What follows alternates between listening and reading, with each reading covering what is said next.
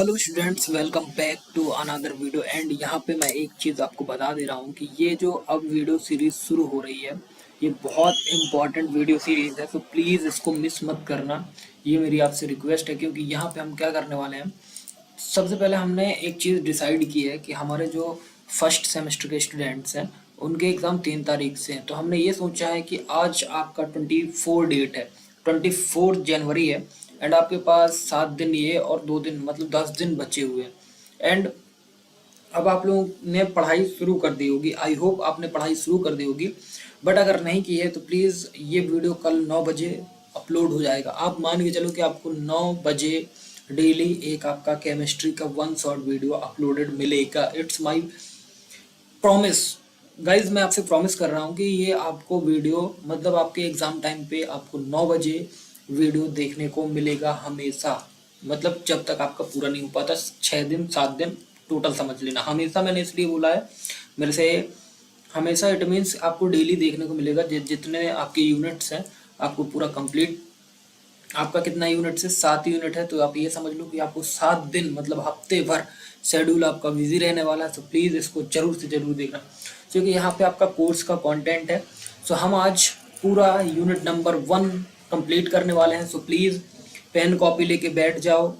Numerical भी solve करेंगे, ईडीडीए के मेथड भी देखेंगे, अल्टरनेटिव भी देखेंगे एंड उनके सारी चीज़ें देखने वाले हैं, ठीक है। सो आपका पेपर है 3 तारीख को। सब चलो वीडियो को शुरू करते हैं। तो प्लीज़ वीडियो पूरा देखना, अपने दोस्तों को भेज देना एंड उनसे बोलना कि प्लीज़ भैया की वीडियो देखो एंड आप लोग अच्छे से पढ़ाई करो। सो चलो वीडियो को शुरू करते हैं। सो ये यहाँ पे आपने इंजीनियरिंग केमिस्ट्री देख रहे हैं, ठीक है। तो ये इंजीनियरिंग केमिस्ट्री का पहला वीडियो है, ठीक है। सो ये आपको कैसे मिलेगा, आपको यूनिट वाइज यूनिट मिलेगा। सो आई होप आपको वीडियो में आवाज़ क्लियर आ रही होगी एंड आवाज़ के साथ साथ क्या क्लियर आ रहा होगा, पिक्चर्स भी क्लियर दिख रही होंगी, ठीक है। सो अब स्टार्ट करते हैं वीडियो को, ठीक है। सो सबसे पहला है हमारा source of water. I hope, मेरे को पेन चेंज करना पड़ेगा, ब्लैक कर लेते हैं अपन, ठीक है। सो इसमें देखो अपन को पढ़ना क्या क्या है, ठीक है। सोर्स पढ़ना है, ठीक है। इम्प्योरिटीज क्या होती है, hardness and its unit and determination of hardness by EDTA method and alkalinity and its determination and related numerical problem, ठीक है। तो चलो शुरू करते हैं। तो सबसे पहले आपका है सोर्स ऑफ वाटर, ठीक है। Source of water, source of water. So water nature में मेनली 3 जगह से मिलता है, इतना ध्यान रखना। एंड मैं इसलिए ये इस लैंग्वेज में इसलिए पढ़ा रहा हूँ क्योंकि बहुत सारे स्टूडेंट्स हैं जो कि पढ़ लेंगे। एंड मेरे को पता है, देखो गाइज, आप बगप करके मत जाओ, मतलब रट्टा मार के मत जाओ। जो चीज़ें मैं समझा रहा हूँ एंड ऐसा कंटेंट आपको पूरे यूट्यूब पे नहीं मिलेगा। सो प्लीज़ इसको समझो एंड अपने मन से लिख के आना, ठीक है। सो देखो, वाटर नेचर में 3 जगह से मिलता है। पहला क्या है, सरफेस वाटर है, ग्राउंड वाटर है एंड रेन वाटर है। अब इनको एक एक तरह से जानते हैं। सरफेस वाटर में कैसे मिलता है, सरफेस वाटर में आपको रिवर में मिल जाएगा, लेक्स में मिल जाएगा एंड पॉन्ड्स मतलब तालाब में मिल जाएगा, ठीक है। तालाब, ठीक है। कैसा होता है, इसमें इम्प्योरिटीज ज़्यादा होती हैं, ठीक है। इम्प्योरिटीज क्या होती हैं, इसमें ज़्यादा होती हैं, ठीक है। इम्प्योरिटीज बहुत ज़्यादा होती है क्योंकि ये ओपन एनवायरनमेंट में मिलता है। डस्ट लीप्स हो गए, इंडस्ट्रियल वेस्ट हो गया एंड सीवेज मिक्स होता है। देखो आप ये समझो, जैसे आपके बाजू में कुआं होगा, रिवर होगी या तालाब होगा, तो उसमें अपन लोग कचरा भी फेंक देते हैं, सारी चीज़ें, मतलब उसमें डस्ट भी मिलता है, पेड़ की पत्तियां भी गिर जाती हैं एंड इंडस्ट्रियल वेस्ट जो डला रहता है वो सारी चीज़ें डल रहती है। इसलिए क्या होता है कि ये इम्प्योर वाटर होता है, ठीक है। इसमें इम्प्योरिटीज ज़्यादा होती है। सो आई होप क्लियर होगा, ठीक है। अब मैं आप लोग स्क्रीनशॉट लेते जाइएगा, ठीक है। एंड अब हम बढ़ते हैं आगे, ground water. So ground water क्या होता है, तो देखो इसमें वेल्स हो गया एंड ट्यूब वेल्स। इसमें आपका ताला मतलब कुआं समझते हो ना आप लोग, कुआं कुआं हो गया एंड ट्यूब वेल्स हो गए। जो अपन बोरिंग करते हैं तो उसको ट्यूब वेल्स बोलते हैं, ठीक है। आप लोग, कई लोग गांव से जुड़े होंगे तो तालाब और ट्यूब वेल्स जानते होंगे। तो क्योंकि मैं तो गांव से ही जुड़ा हूँ, दैट्स वाई मैं जानता हूँ। तो ये कैसा होता है, ये देखो, ये सॉइल के थ्रू फिल्टर होके आता है, इसलिए क्लियर दिखता है, ठीक है। आप अगर कुआं का या ट्यूबवेल्स का आपने पानी देखा हो तो इसमें क्लियरिटी दिखती है, लेकिन इसमें Ca+2 और Mg मैग्नीशियम सॉल्ट डिजॉल्व हो जाते हैं। मतलब इसकी हार्डनेस क्या होती है, ज़्यादा होती है। क्या होता है इसमें जो अपना Ca होता है Ca+2 एंड मैग्नीशियम जो होता है मैग्नीशियम सॉल्ट वो डिजोल्व हो जाते हैं क्योंकि इसकी हार्डनेस ज़्यादा होती है। ठीक है, अब हम बात करेंगे किसकी, रेन वाटर की। सो रेन वाटर क्या है देखो, अब समझो इसमें सबसे रेन वाटर जो होती है इसको सबसे प्योर माना जाता है बिकॉज ये एटमॉस्फेयर से गिरते time CO2 SO2 dust dissolve हो सकते हैं। मतलब इसमें CO2 and SO2 dust dissolve हो सकती है। ठीक है, इसलिए हमें क्या है कि जो हमारा रेन वाटर है ये हमारा सबसे प्योर माना जाता है। तो आपका मैंने 3 चीज़ें पढ़ाई आपको कि सरफेस मतलब सोर्स ऑफ वाटर क्या होता है, ध्यान रखना, surface water, ground water and rain water, मैंने आपको सारी चीज़ें बता दी। आई होप क्लियर होगा। ठीक है, अब हमारा दूसरा टॉपिक क्या है, impurities in water. So impurities of water, so देखो अब शुरू करते हैं इम्प्योरिटीज ऑफ वाटर। तो इम्प्योरिटीज ऑफ वाटर जो होती है वो वाटर कभी कभी 100% प्योर नहीं होता है। इसमें 3 टाइप की इम्प्योरिटीज पाई जाती है। देखो जो हमारा वाटर होता है भाई वो हमेशा मतलब कभी भी, या आप कभी भी बोल सकते हो या ऑलवेज, या मतलब जो भी आप कोई इस्तेमाल कर रहा हो, जो हमारा वाटर होता है वो ऑलवेज, जो वाटर होता है वो ऑलवेज क्या होता है कि क्या होता है, इम्प्योर होता है, मतलब 100% प्योर नहीं होता है। ठीक है, आप ध्यान रखना। एंड मैं ये क्यों बोल रहा हूँ ऐसा, क्योंकि आप हमेशा देखना जो हमारा रेन वाटर होगा या ग्राउंड वाटर होगा या सरफेस वाटर होगा, जो भी होगा, ये सब इम्प्योर होते हैं। ठीक है, तो अब क्यों इम्प्योर होते हैं, इनमें 3 तरह की इम्प्योरिटीज पाई जाती है। ठीक है, तो पहला इम्प्योरिटीज क्या है, सस्पेंडेड इम्प्योरिटीज मतलब क्या होती है, आपका मिट्टी हो गया, सैंड हो गया एंड कैले हो गया। ठीक है, पानी को पानी को गंदा दिखाते हैं, टाइम देने पर नीचे बैठ जाता है। मतलब जैसे आप इसमें मिट्टी डालोगे पानी में, पानी जैसे मैं देखो ये आप एक जार समझो, एक कांच का गिलास समझो। ठीक है, एंड ये ऊपर हो गया भाई, देखो मैं आपको बताता हूँ, ये आपका कांच का जार है, ये आपका पानी भरा हुआ है। ठीक है, इसमें पानी आपने क्या डाला, मिट्टी डाला। ठीक है, मिट्टी डाला तो पहले मिट्टी ऊपर रहेगी एंड फिर धीरे धीरे नीचे यहाँ पे बैठ जाएगी। तो इस वजह से क्या होता है, टाइम पर ये नीचे बैठ जाता है। ठीक है, अब आता है कोलोइडियल इम्प्योरिटीज। तो देखो कोलोइडियल इम्प्योरिटीज क्या होते हैं, ये बहुत छोटे पार्टिकल होते हैं, सेटल नहीं होते हैं इजिली, एंड इसका एग्जाम्पल क्या है, silica and organic matter. I hope clear हो गया होगा।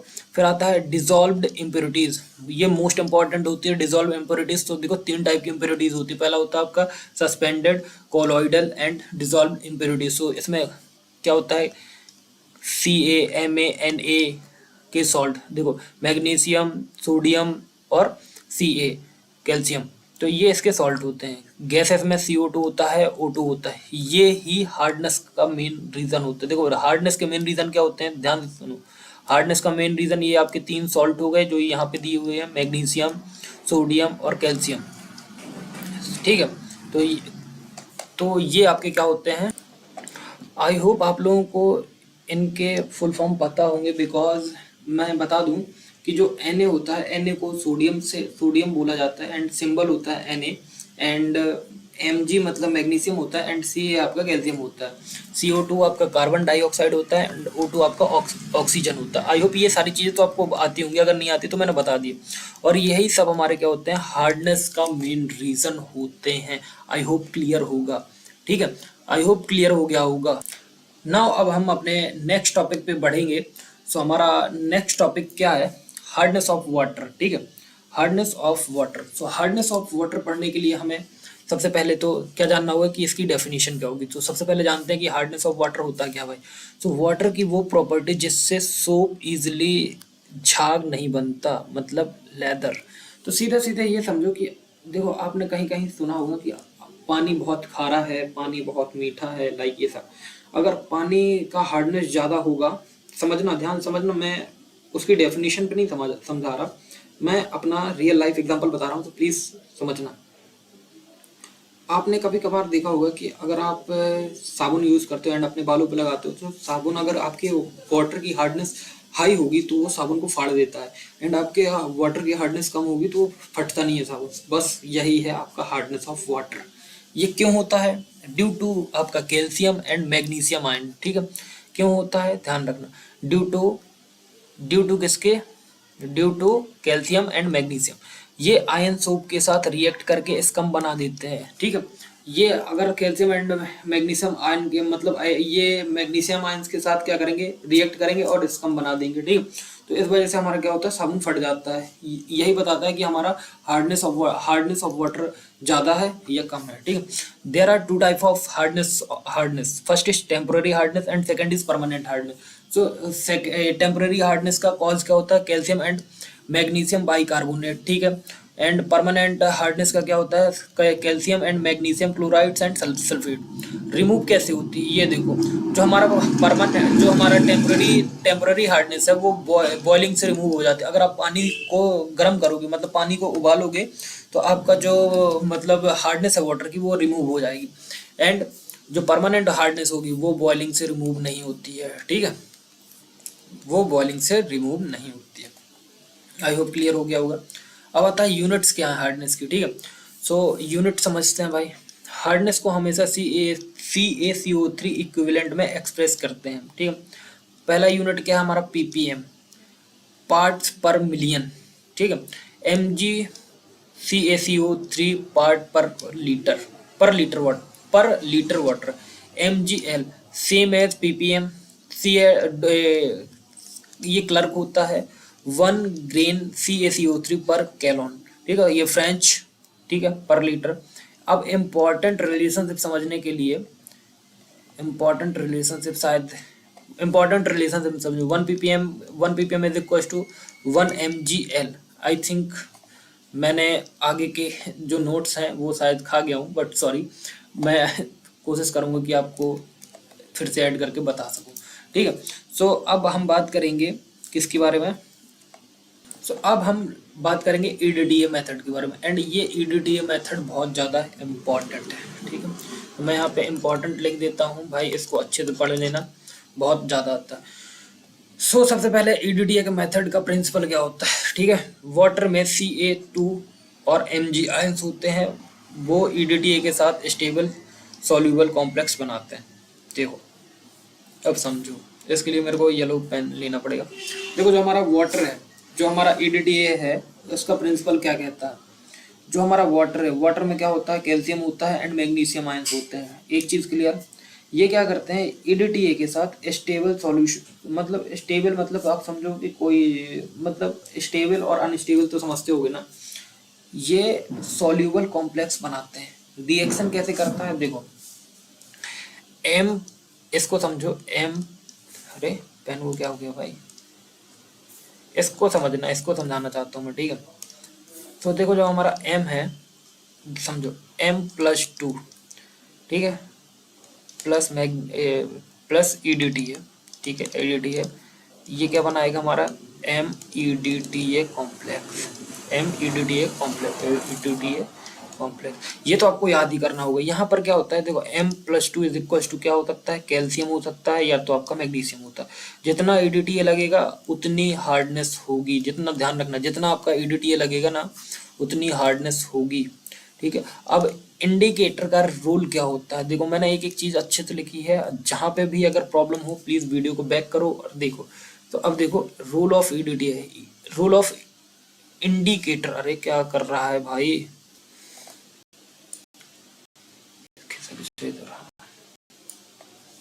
Role of indicator. So indicator मतलब क्या होता है, EBT, ठीक है, EBT। जो आपका EBT का फुल फॉर्म होता है, ये क्या होता है, एरियोक्रोम ब्लैक टी, ये काम आता है। तो हम इसको क्या यूज करेंगे, एज अ EBT यूज करेंगे। मैं फुल फॉर्म नहीं बोलूंगा, एरियोक्रोम ब्लैक टी का याद रखिएगा। जब हार्ड वाटर में क्या करते हैं, जब हम हार्ड वाटर में EBTA मेटल आयंस के साथ कॉम्प्लेक्स बनाता है तो वाइन रेड कलर आता है। ध्यान रखना, हार्ड वाटर के साथ EBTA मेटल देखो हार्ड वाटर रहेगा एंड EBTA को हम मिक्स करेंगे तो हमें ये क्या बना के देगा, वाइन रेड कलर। ध्यान रखना, EBTA को मिक्स करोगे हार्ड वाटर के साथ तो हमें क्या मिलेगा, वाइन रेड कलर मिलेगा। जब सारे मेटल्स आयन EDTA से वेंड हो जाते हैं, ठीक है, हो जाते हैं तो EBT फ्री हो जाता है, ठीक है, ये ब्लू कलर देता है। मतलब जब हमारा EDTA से, मतलब EDTA जो होता है, EDTA और ईडीटीए से जैसे हमारे जब सारे मेटल्स हैं वो ईडीटीए के पास चले गए या भिड़ गए तो ईबीटीए फ्री हो जाता है, मतलब इक्रोम ब्लैक टी फ्री हो जाता है, तो ये हमें क्या देगा, ब्लू कलर देगा। चेंज कलर मतलब कलर चेंज क्यों होता है, वाइन रेड से अपन ब्लू या एंड पॉइंट तक जा सकते हैं, ठीक है। वाइन रेड मिलेगा, वाइन रेड से अपन ब्लू तक जाते हैं, ठीक है। इसका पीएच कंडीशन क्या होता है, ध्यान से सुने।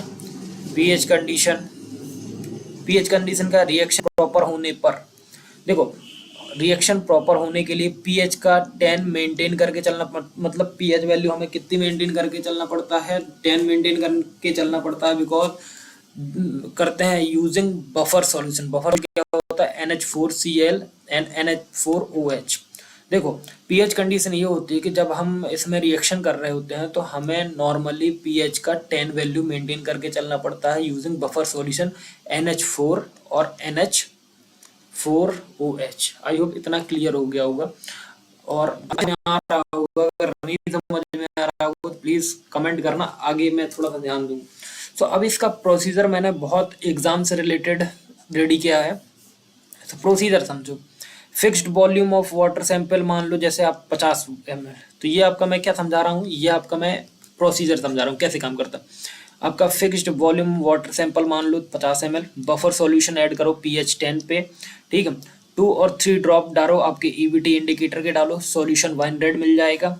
बिट्रेट में ईडीटीए सॉल्यूशन लो, जो आपका वो होता है ना, जो केमिस्ट्री में अपन केमिस्ट्री लैब में अपन यूज करते हैं, उसमें आप क्या लो, ईडीटीए सॉल्यूशन लो, कॉनिकल फ्लैक्स बोल सकते हैं, कॉनिकल फ्लैक्स भी बोल सकते हो आप, ठीक है। फिर टाइट्रेशन करो जब तक कलर वाइन रेड से ब्लू ना हो जाए। बिट्रेट रीडिंग नोट करो, जो रीडिंग आती है उसकी रीडिंग नोट कर लो, ठीक है।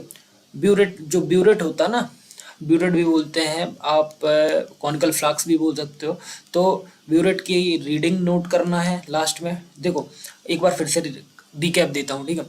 आप सबसे पहले क्या करो, एक fixed amount of water sample ले लो, ठीक है। उसमें क्या कर दो, आप बफर सॉल्यूशन ऐड कर दो pH 10, ठीक है। 2 से 3 ड्रॉप क्या डाल दो, ईबीटी इंडिकेटर डाल दो, जिससे क्या हो जाएगा, आपका सॉल्यूशन वाइन रेड हो जाएगा। और ब्यूरेट में आप क्या डालो, ईडीटीए सॉल्यूशन डालो या कॉनिकल फ्लैक्स भी यूज कर सकते हो। टाइट्रेशन करो जब तक कलर वाइन रेड से ब्लू ना हो जाए, ठीक है। फिर ब्यूरेट की रीडिंग एंड कर लो, ठीक है। अब एंड पॉइंट क्या होता है, एंड पॉइंट ये होता है कि वाइन रेड से हमें प्योर ब्लू मिल जाता है। ये शो करता है कि सारे कैल्शियम एंड मैग्नीशियम ईडीटीए से रिएक्ट कर चुके हैं। देखो जब तक आपका वाइन रेड से, मतलब आप ध्यान से सुनना, जैसे आपने ईबीटी सॉल्यूशन डाला तो आप कलर क्या मिलेगा, वाइन रेड मिलेगा। फिर आपने ईडीटी सॉल्यूशन लिया, ईडीटी सॉल्यूशन के बाद आपने टाइट्रेशन किया, उसके बाद टाइट्रेशन मतलब हिलाया आप लोगों ने, मतलब उसको मिक्स किया अच्छे से, तो आपको क्या मिलेगा, प्योर ब्लू मिल जाएगा, ठीक है। तो उससे क्या शो करता है कि हमारा जो कैल्शियम एंड मैग्नीशियम हैं वो ईडीटीए के साथ अच्छे से रिएक्ट हो चुके हैं। इसका फॉर्मूला देख लेते हैं, ठीक है। इसका फॉर्मूला क्या कहता है, फॉर्मूला देखो भाई, hardness MgL HCaCO3 VN 50,000 sorry, volume of water sample. तो यहाँ पे V क्या होता है, ईडीटी होता है, एंड हमारा नॉर्मेलिटी ऑफ ईडीटी होता है। तो ये हमारा फॉर्मूला है, एंड इसके कुछ की पॉइंट्स हैं जो कि एग्जाम से रिलेटेड है। ईडीटी मतलब, ईडीटी का फुल फॉर्म क्या होता है, ethylene diamine tetra acetic acid, ये फुल फॉर्म है। इंडिकेटर क्या होता है, ईबीटी होता है, इसका पीएच वैल्यू 10 होता है। मेजर कैसे होता है, total hardness is equal to Ca + Mg। ये आपके की पॉइंट्स है, आपको इतना याद रखना है, ठीक है। अब इसके बाद एक न्यूमेरिकल सॉल्व करेंगे, ध्यान से सुन देखिएगा इसको। हमारे पास 50 ml क्या है, वाटर सैंपल है।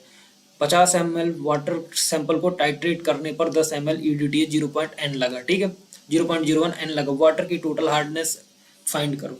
तो देखो हमारे पास क्या वैल्यू दी गई है, वॉल्यूम V कितना है हमारे पास, मतलब आपको ईडीटी कितना दिया गया है। ईडी सबसे पहले हमें ईडीटी देखना, तो भाई सबसे, अरे भाई चलो ना पेन, सबसे पहले हमें क्या देखना, हमारे पास वॉल्यूम ऑफ सैंपल कितना है। वॉल्यूम ऑफ सैंपल हमें 50 ml है, ठीक है, 50 ml, ठीक है।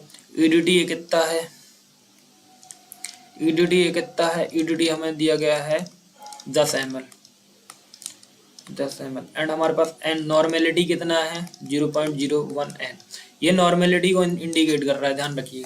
इसमें हमने फॉर्मूला पुट किया, hardness is equal to VN × 50,000 upon volume of sample. यहाँ पे हमने वैल्यू को पुट किया, hardness is equal to 10 into 0.001 into 50,000 upon 50, ठीक है। तो पहला कैलकुलेशन हमने इसका इंटू किया, ठीक है। तो हमारे पास 10 इंटू 0.01 करोगे तो आपके पास 0.1 आ जाएगा। एंड स्टेप 2 में 0.1 का इंटू करोगे 50,000 के साथ 5,000 आ जाएगा। 5,000 का डिवाइड करोगे किसके साथ, 50 के साथ, तो 100 आ जाएगा। सो आपका टोटल हार्डनेस क्या निकल के आ जाएगी, टोटल हार्डनेस कितनी निकल के आ जाएगी, 100 mg/लीटर और 100 ppm एज CaCO3। तो ऐसे सॉल्व करना। आई होप क्लियर हो गया होगा। अब एक चीज़ और बता देता हूँ, कई फॉर्मूले में क्या होगा, देखो अब समझना। एक तो मैंने बता दिया कि आपको हार्डनेस फाइंड करनी है।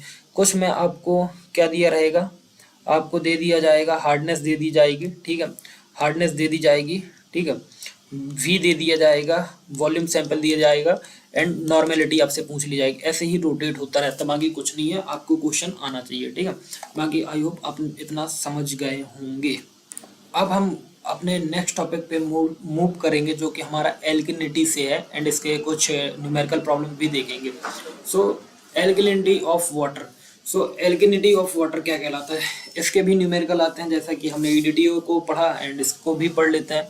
सो देखो एल्किनिटी की सबसे पहले हमें क्या जाननी पड़ेगी, डेफिनेशन। तो देखो वाटर की एसिड को न्यूट्रलाइज करने की कैपेसिटी को, देखो वाटर की एसिड को, वाटर का जो एसिड होता है उसको न्यूट्रलाइज करने की कैपेसिटी को एल्किनिटी कहते हैं, ठीक है। मतलब पानी में कुछ ऐसे सब्सटेंस होते हैं जो एसिड डालने पर उसको न्यूट्रल कर देते हैं। देखो पानी में क्या होता है, कुछ ऐसे सब्सटेंस होते हैं जो एसिड डालने पर क्या कर देते हैं, उसको न्यूट्रल कर देते हैं। आई होप समझ में आ गया हो गया। जैसे सपोज हाइड्रोक्साइड, कार्बोनेट, बाइकार्बोनेट, ये सब से एल्किनिटी होती है, ध्यान रखना। तो नीचे क्या लिखा हुआ है कि एल्किनिटी किस चीज से होती है, मेनली 3 चीजों से होती है जो मैंने बताया, हाइड्रोक्साइड, कार्बोनेट एंड बाइकार्बोनेट। इनके फॉर्मूले भी लिखे हुए हैं, OH नेगेटिव, CO3 की पावर -2, HCO3 नेगेटिव, ठीक है। तो ये आपके क्या है, एल्किनिटी इन चीजों की वजह से होती है, आपका हाइड्रोक्साइड, कार्बोनेट एंड बाइकार्बोनेट। अब आता है determination of alkalinity, titration method बोल सकते हो आप इसको। वाटर सैंपल को स्टैंडर्ड एसिड HCl H2SO4 में टाइट्रेट करते हैं। इंडिकेटर है हमारे पास पीएच रेंज है एंड क्या डिटेक्ट करता है, ठीक है। जो फेनोप्थलीन होता है, फेनोप्थलीन समझना, जो फेनोप्थलीन होता है उसकी क्या होती है, 8.3 होती है एंड इसका जो डिटेक्ट क्या करता है, ये मतलब हमारा hydroxide plus half carbonate, 1/2 carbonate लिखा हुआ है तो हाफ कार्बोनेट बोल सकते हो, ये डिटेक्ट करता है। मैथिली ऑरेंज, तो मैथिली ऑरेंज की पीएच रेंज 4.5 होते हैं एंड ये टोटल एल्किनिटी रहता है, ये डिटेक्ट करता है। अब टाइट्रेशन कॉन्सेप्ट समझो, मान लो कि आपके पास पी एसिड है, मतलब पी है, तो एसिड वैल्यू यूज करेगा, use till phenolphthalein end point तक, एंड एम क्या करेगा, acid volume use till methyl orange end point तक, ठीक है। अब क्लियर हो गया। अब इसके इंपॉर्टेंट केस देखो, एग्जाम फेवरेट टेबल है आपके पास, relation between P and M. तो पी हमारा कितना है, 0 है, तो ओनली HCO3 नेगेटिव होगा, एल्किनिटी प्रेजेंट होगी, ठीक है। HCO3 बाइकार्बोनेट होता है, ठीक है। सो इतना ध्यान रखना, यहाँ पे एल्किनिटी क्या क्या प्रेजेंट होगी, यहाँ पे क्या होगी, बाइकार्बोनेट, ठीक है। P is equal to M है, P is equal to M है, तो क्या होगा, तो इसमें क्या होगा, हाइड्रो ऑक्साइड, ठीक है, ये हो गया। एंड जब हमारा P is equal to half M होगा तो क्या होगा, ओनली कार्बोनेट। जब हमारा P लेस देन 1/2 होगा, P लेस देन 1/2 एम होगा, तो दोनों प्रेजेंट होंगे हमारे पास, क्या क्या चीज, आपका कार्बोनेट प्लस बाइकार्बोनेट, ठीक है।